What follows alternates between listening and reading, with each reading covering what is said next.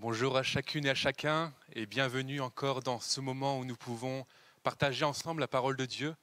Et je crois qu'aujourd'hui encore, le Seigneur a une parole pour chacun d'entre nous. Alors oui, c'est vrai, nous sommes là et c'est une occasion, c'est vrai pour nous de pouvoir entendre Dieu nous parler. Et je veux vraiment vous encourager à être attentifs à ce que vous allez entendre, que nous puissions avoir ce cœur ouvert, prêt à recevoir de Dieu.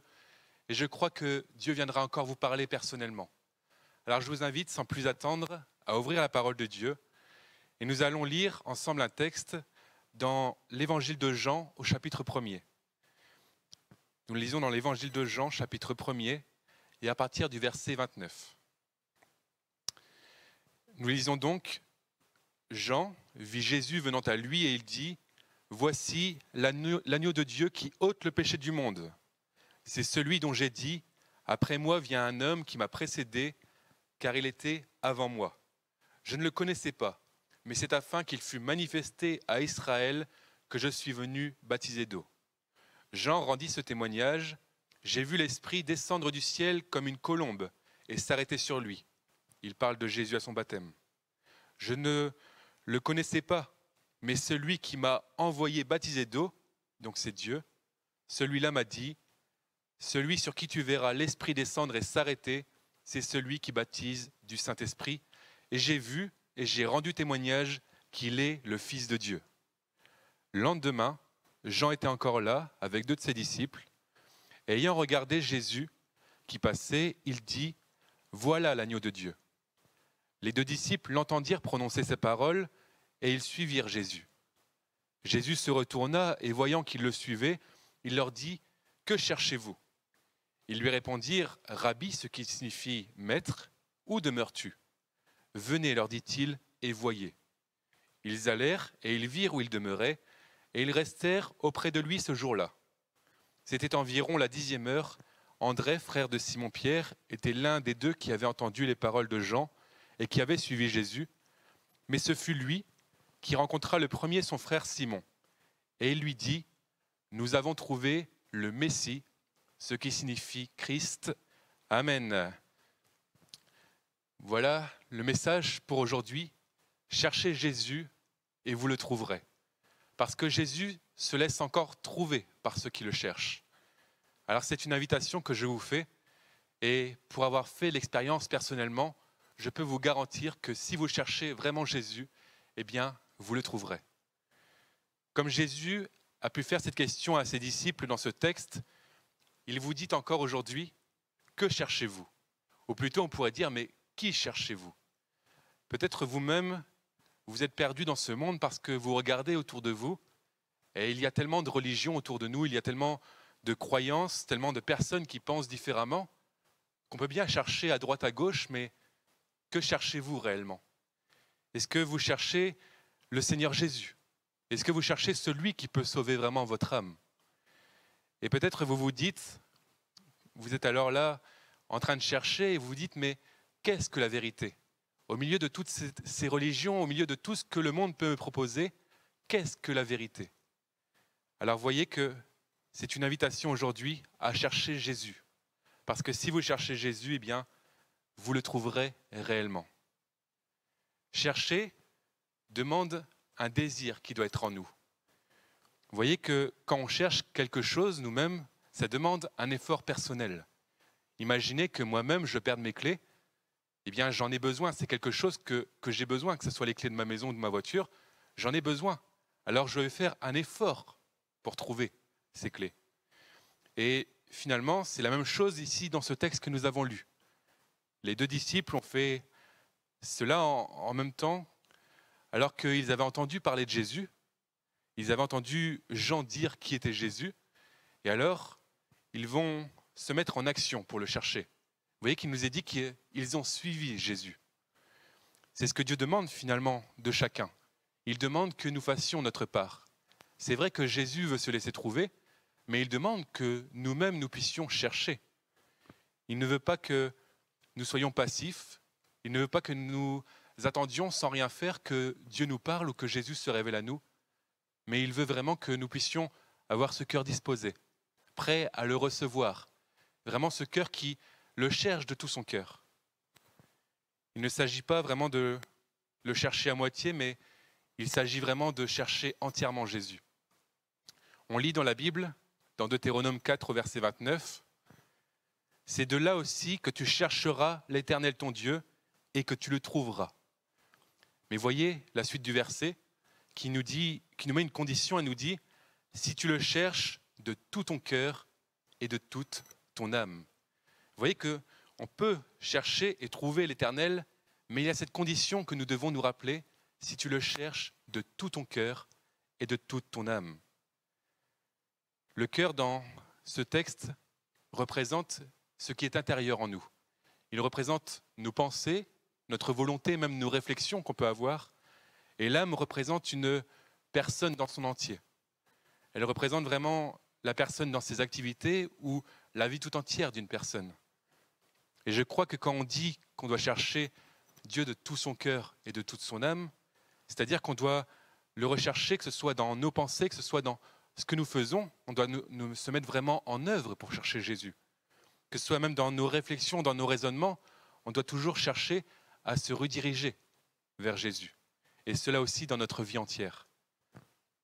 Ainsi, si nous cherchons vraiment de cette manière, eh bien, nous trouverons Jésus et vous le trouverez et vous pourrez le rencontrer personnellement. On entend certains dire dans ce monde, et c'est ce que j'entends parfois, c'est que ça ne vaut pas la peine de le chercher. Certains disent que c'est une perte de temps de venir à l'église, c'est une perte de temps de lire la parole de Dieu, une perte de temps même de prier. Mais je ne peux que vous dire le contraire et vous dire que réellement, c'est même un gain de temps pour vous. Parce que ça vous amènera vraiment à trouver le Seigneur si vous vous mettez en action dans ces choses-là.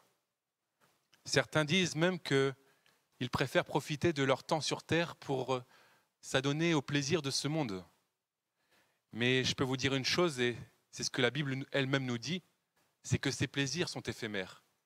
La Bible nous montre vraiment que les choses de la terre passeront et que c'est l'éternité qui compte avant toute chose. Alors vraiment, arrêtez de chercher les plaisirs de ce monde, mais vraiment celui qui peut venir répondre aux questions de votre âme, eh bien c'est Jésus et ce sera lui seul. Jésus vous dit, comme il le dit dans Jean 4 au verset 14, « Celui qui boira de l'eau que je lui donnerai n'aura jamais soif. Et l'eau que je lui donnerai deviendra en lui une source d'eau qui jaillira jusque dans la vie éternelle. » Et je crois que cette parole est pour vous aujourd'hui.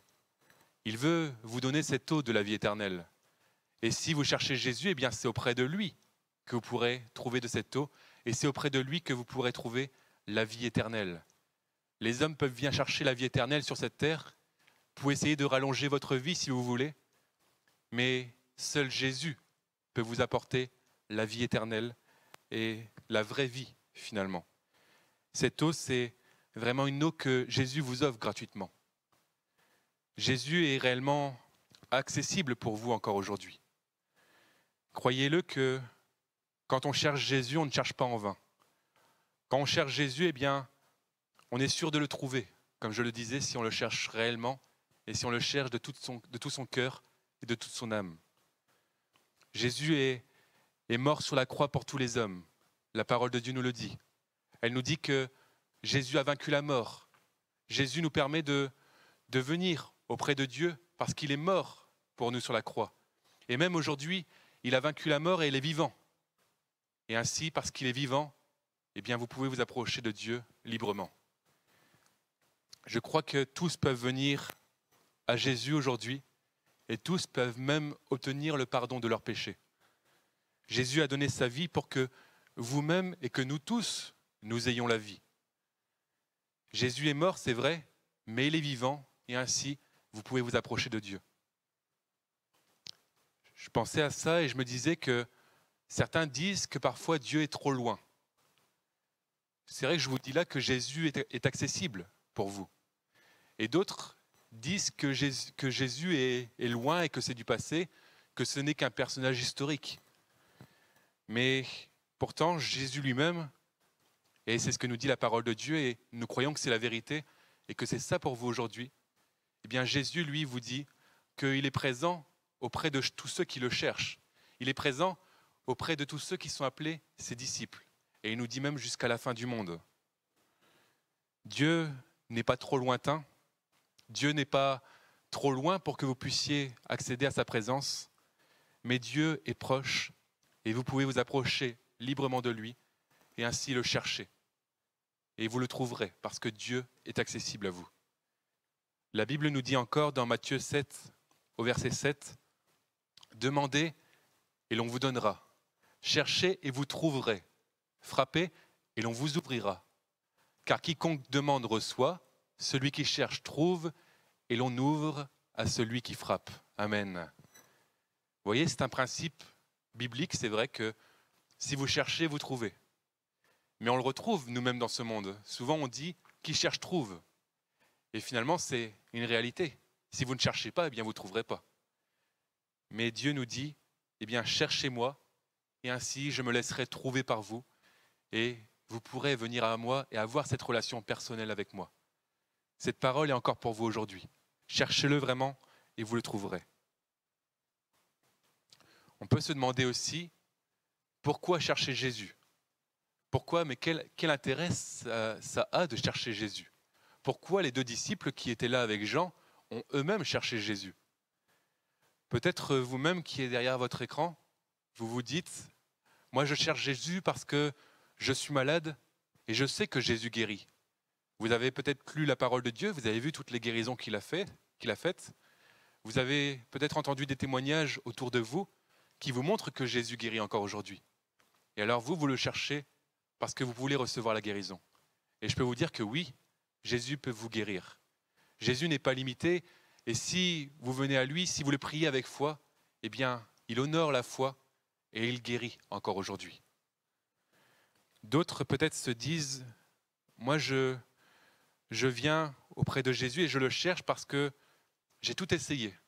J'ai essayé toutes les religions, que ce soit le bouddhisme, l'hindouisme, j'ai tout essayé, mais je n'ai pas trouvé ce que je voulais réellement.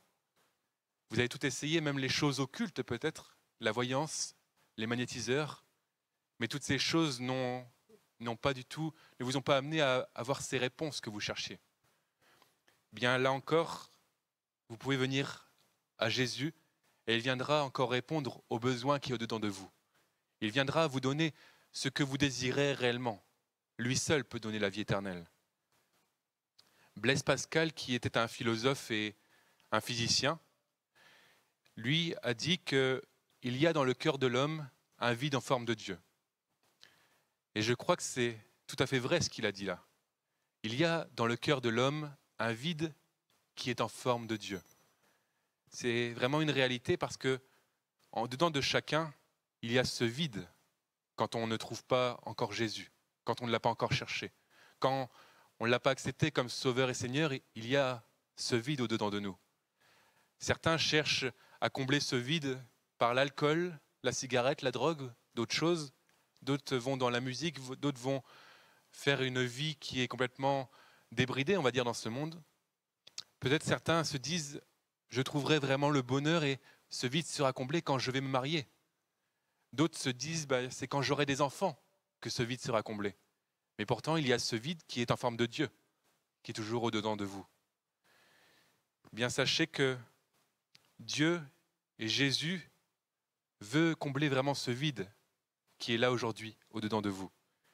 Il veut que vous le cherchiez et il veut vous apporter la vraie joie qui n'est pas une joie éphémère comme dans ce monde, mais il veut vous apporter cette joie d'avoir l'espérance de la vie éternelle et de savoir que vous vivrez l'éternité avec lui.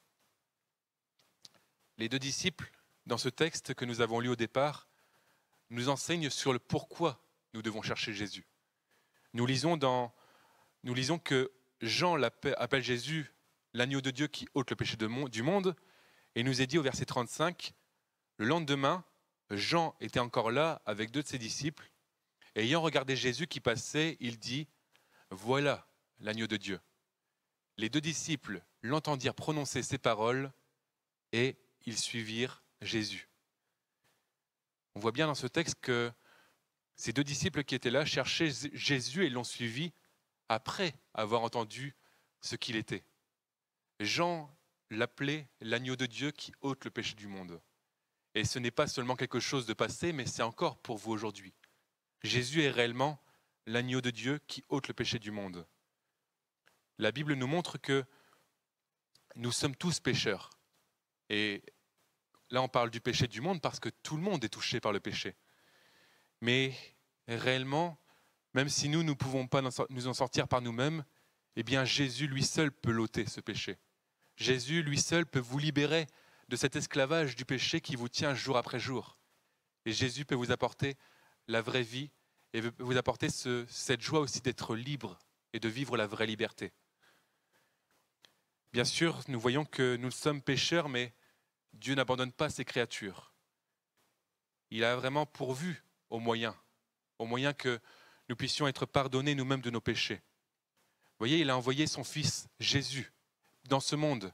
Il a envoyé l'agneau de Dieu qui ôte le péché du monde. C'est-à-dire que comme un agneau, eh bien Jésus a offert sa vie en sacrifice. Jésus a été monté sur cette croix pour porter votre péché et pour vous libérer. Jésus a pris ce péché et ainsi le pardon est possible pour tous. Finalement, on doit vraiment chercher Jésus parce qu'au-dedans de nous, c'est vrai, il y a ce vide en forme de Dieu, mais il y a un besoin de la vie éternelle. Et la Bible nous dit même que Dieu a mis en nous la pensée de l'éternité. Dès le départ, il y a en nous cette pensée de dire, est-ce qu'il y a quelque chose au-dessus de moi? Est-ce que même il y a une vie après la mort? Et c'est vrai qu'il y a cette pensée de l'éternité. Il y a un besoin finalement au-dedans de nous. eh bien seul Jésus peut combler ce vide. Seul Jésus peut nous apporter la paix avec Dieu et peut vous l'apporter à vous aussi. Aujourd'hui, je vous invite vraiment à chercher au bon endroit. Parce que peut-être que vous avez cherché un peu partout sur cette terre. Peut-être que certains ont cherché dans le bouddhisme, mais ça ne vous a pas apporté la vie éternelle. Peut-être d'autres ont cherché parmi les philosophies humaines, ou d'autres ont cherché à trouver cette vie parmi d'autres hommes sur cette terre. Mais la Bible nous dit réellement que seul Jésus, le Fils de Dieu, peut vous combler en toutes choses. Nous lisons cette parole que Jésus dit de lui-même dans Jean 14 au verset 6. Il dit « Je suis le chemin, la vérité et la vie. Nul ne vient au Père que par moi. » Cette parole, c'est vraiment une parole forte, une parole pour vous aujourd'hui. Je suis le chemin, la vérité et la vie, et nul ne vient au Père que par moi. Seul Jésus est vraiment le chemin qui mène au Père. C'est lui qui peut vous conduire à Dieu. C'est lui qui permet que vous puissiez atteindre le Seigneur. C'est lui aussi qui est la vérité. C'est vrai qu'autour de nous, il y a des choses mensongères, il y a de la tromperie, des faux-semblants, mais en Jésus, il n'y a pas toutes ces choses. Jésus lui-même est la vérité. Et si vous vous demandez qu'est-ce que la vérité, eh bien Jésus est la vérité et il veut que vous puissiez le trouver. Et Jésus est la vie. Jésus est celui qui peut vous donner cette eau de la vie éternelle, comme on le disait tout à l'heure. C'est lui qui peut vraiment assouvir votre soif aujourd'hui. Alors cherchez Jésus qui est le chemin, la vérité et la vie, et ainsi vous pourrez venir au Père. J'aimerais vous partager une dernière chose, c'est que Jésus vous invite vraiment à venir le trouver. Il vous tend la main. Alors que vous êtes chez vous, là, derrière votre écran, eh bien, il vous tend la main, le Seigneur Jésus. Où que vous soyez, Jésus vous tend la main. Il vous est dit, et il nous est dit à nous, que nous ne sommes pas trop coupables pour être pardonnés de nos péchés. Oui, le pardon est possible. Arrêtez de marcher dans la culpabilité, mais venez à Jésus qui peut vous pardonner. La Bible nous dit qu'il est fidèle et juste pour nous pardonner nos péchés et nous purifier de toute iniquité. Et c'est pour chacun une parole, même pour celui qui se dit trop pécheur pour être pardonné. Vous aussi, donc, vous pouvez être pardonné. Et Jésus nous invite, comme nous l'avons vu dans ce texte, il dit aux 2 disciples, « Venez et voyez ». Et c'est ce qu'il vous dit encore à vous aujourd'hui. Il vous dit, vous me cherchez, eh bien venez et voyez. Venez à Jésus. Cherchez-le vraiment de tout votre cœur et il se laissera trouver par vous. Nous voyons même que dans Jean 1 au verset 39, après l'avoir trouvé, les disciples, il nous est dit à propos des 2 disciples, ils restèrent auprès de lui ce jour-là. Vous voyez que quand on trouve Jésus, eh bien on n'a plus envie de partir. On a trouvé ce qu'il nous fallait. Jésus, c'est celui qui peut combler ce vide, comme je disais. Et quand on le trouve, eh bien, on ne va plus chercher ailleurs, parce que c'est là qu'on a trouvé vraiment ce que notre âme a besoin.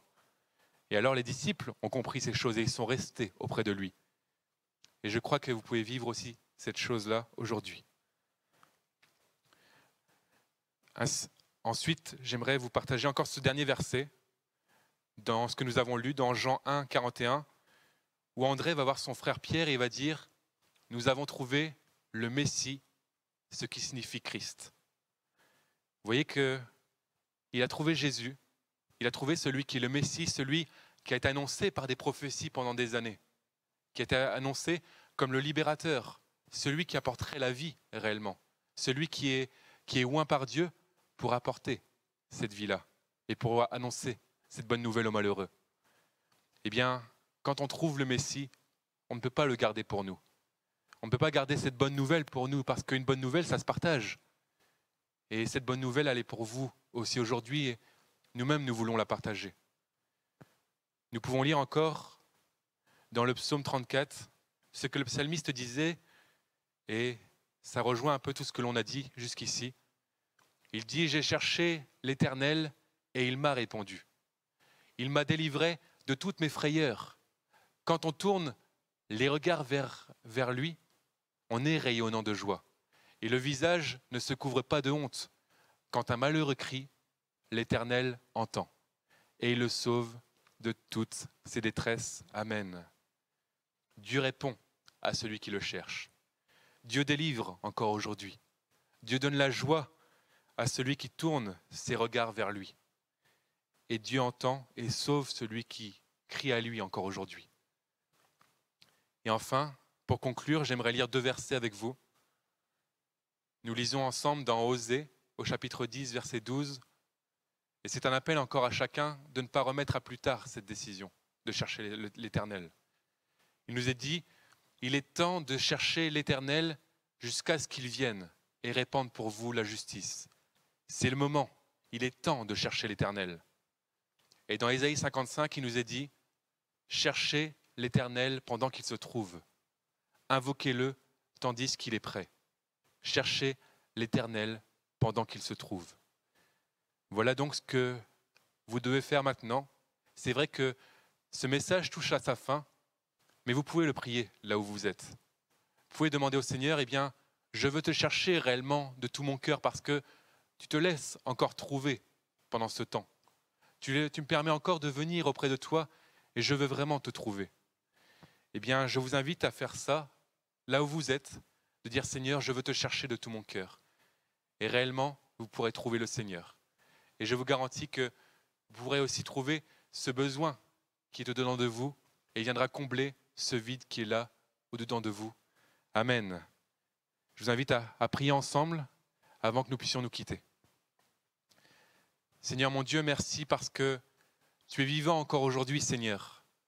Merci parce que ta parole est la vérité et tu te laisses trouver encore par ceux qui te cherchent. Nous-mêmes, chaque jour de nos vies, nous voulons te chercher de tout notre cœur et de toute notre âme. Nous voulons vraiment que dans toute notre vie, nous te cherchions, Seigneur. Et je veux te remettre tous ceux qui sont là derrière leurs écrans, Seigneur, tous ceux qui n'ont pas encore trouvé ce pourquoi ils ont été créés, Seigneur. Ceux qui ne t'ont pas encore trouvé, Seigneur Jésus, et que vraiment tu puisses leur donner de faire ce pas, de prendre ce temps de vraiment te chercher, Seigneur. C'est vrai que, Seigneur, tu reviens bientôt, et bientôt il sera trop tard. Parce que, Seigneur, tu viendras chercher ceux qui t'appartiennent. Mais nous croyons que tu veux encore toucher les cœurs de ceux qui sont là aujourd'hui, Seigneur. Alors oui, Seigneur, viens faire ton œuvre. Laisse-toi encore trouver, Seigneur Jésus, et je crois que tu te laisses trouver encore aujourd'hui. Et que vraiment nos amis qui sont là puissent te trouver, Seigneur, et trouver vraiment la vie éternelle qui se trouve en toi, Seigneur mon Dieu. Merci encore, mon Dieu, parce que tu parles aujourd'hui et merci pour ce message, parce que tu nous fais du bien, tu nous renouvelles, Seigneur mon Dieu, et nous voulons faire encore de ce que nous avons partagé vraiment un principe pour nos vies, Seigneur, et te chercher tout entièrement, Seigneur mon Dieu. Merci pour tout, et que ton nom soit béni, que ton nom soit loué, Seigneur. Amen.